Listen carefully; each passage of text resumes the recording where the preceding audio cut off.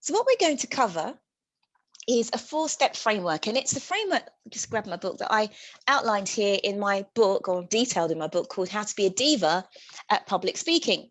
And when I started out working with people on speaking, I primarily worked with women, and I'm a professional singer as well. So diva worked, women, professional singing.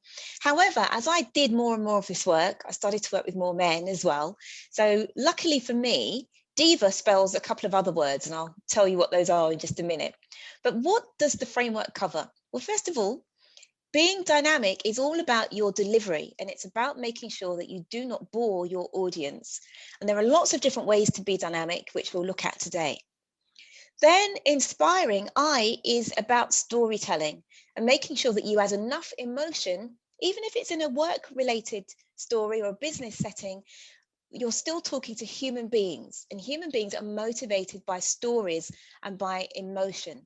So we hear that facts tell, stories sell. So it's really important to fire up your speaking with, even if it's a bit of detail about what you had for breakfast, or what's in your mind, or what happened to you last night. Those sorts of details are what make things come alive. V is about being valuable. So it's about having a really good structure. And I'm sure we've all seen people speak, in particular when they do live videos, where they just ramble all over the place, and it's quite tedious and it's hard to follow along with. So the important thing also, and also to save your time when you're planning, is to have a really tight structure that you can go to every single time you make a presentation. And so then you get rid of those nerves and fear, and is it going to come out okay? Because you know that you've got a solid structure, which is a really strong foundation for your presentation. Then finally, A is being authentic, and that's about being yourself and really knowing who you want to be as a presenter, and making sure that that's what comes across when you give your talks and presentations. So that's what we call the DIVA framework. But also DIVA, luckily for us, spells a few other words. So those of you who speak Spanish, it spells the word vida, so V-I-D-A, which means life, and it also spells the word avid. Anyone want to put in the chat, what does avid mean? A-V-I-D. Any ideas? What does avid mean?